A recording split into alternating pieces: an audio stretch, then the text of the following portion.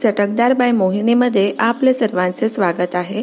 आज आपण चमचमीत सोयाबीन आणि आलूची भाजी बनवलेली आहे। सोयाबीन आणि आलूचं कॉम्बिनेशन अप्रतिम लागतं। भाजी करायला सोपी आहे आणि खायलाही ती तितकीच चविष्ट लागते। तर अशाच नवनवीन आणि चटकदार रेसिपी पाहण्यासाठी चटकदार बाय मोहिनीला सबस्क्राइब करायचं आहे आणि बेल आयकॉनवर क्लिक करायचं आहे, म्हणजे नवनवीन व्हिडिओज हे तुमच्यापर्यंत पोहोचू शकतील। चला मग तर आपण भाजी बनवायला सुरुवात करू।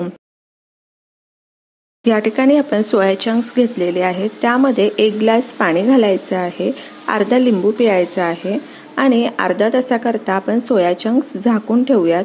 वेळ नसेल तर गरम पाण्यामध्ये 10 मिनिटाकरता भिजत ठेवले तरी चालेल आणि तोपर्यंत आपण मसाला वाटून घेऊ। तर या ठिकाणी आपण अद्रकचे काही तुकडे घेतलेले आहेत, लसणाच्या काही पाकळ्या घेऊयात, हिरवी मिरची घ्यायची आहे आणि 1 कांदा घेतलेला आहे आणि हे सर्व छान बारीक वाटून घ्यायचं आहे। या ठिकाणी आपला मसाला तयार आहे। अर्धा तास झालेला आहे।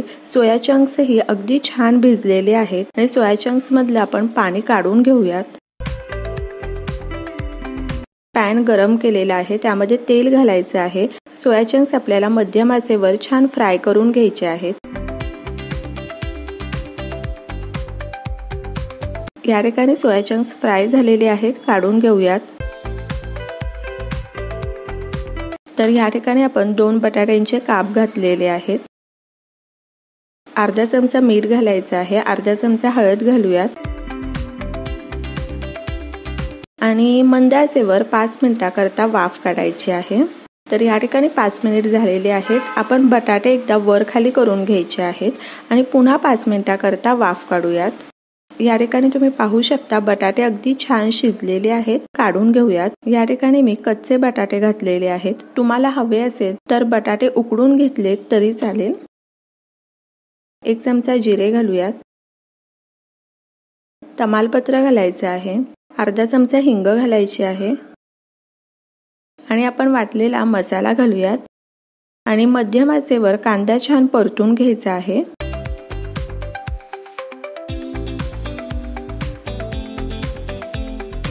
तर ह्या ठिकाणी तुम्ही पाहू शकता कांदा छान परतून झालेला आहे। 2 टोमॅटो आपण मिक्सर मध्ये फिरवून घेतलेले आहेत, तर बारीक केलेला टोमॅटो घालायचा आहे, अर्धा चमचा मीठ घालायचं आहे। टोमॅटो पटकन सुटा होण्याकरता मंद आचेवर झाकून ठेवूयात। या ठिकाणी तुम्ही पाहू शकता मसाला सुटा झालेला आहे। तर मसाल्यामध्ये आपण अर्धा चमचा हळद घालायची आहे, 1 चमचा मिरची पावडर घालूयात, 2 चमचे कांदा लसूण मसाला घालायचा आहे आणि कसुरी मेथी घालायची आहे आणि मिसळून घ्यायचे आहे।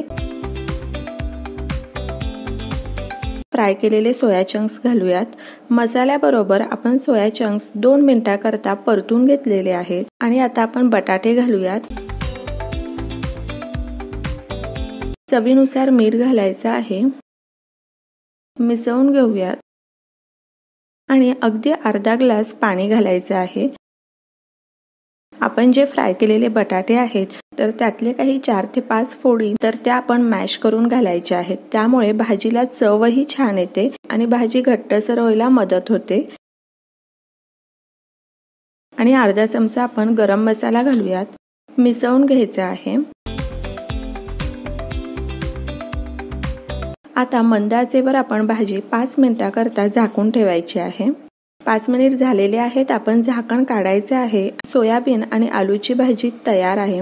भाजी अप्रतिम झालेली आहे। तर अशा पद्धतीने तुम्ही सोयाबीन आणि आलूची भाजी करून पहा, खूप छान लागते। तर अशाच नवनवीन आणि चटकदार रेसिपी पाहण्यासाठी चटकदार बाय मोहिनीला सबस्क्राइब करायचं आहे आणि बेल आयकॉनवर क्लिक करायचं आहे, म्हणजे नवनवीन व्हिडिओज हे तुमच्यापर्यंत पोहोचू शकतील। आणि वेळात वेळ काढून तुम्ही माझी ही रेसिपी पाहिली तर त्यासाठी तुमचे खूप खूप खूप धन्यवाद। पुन्हा भेटूया अशाच एका नवीन रेसिपी बरोबर।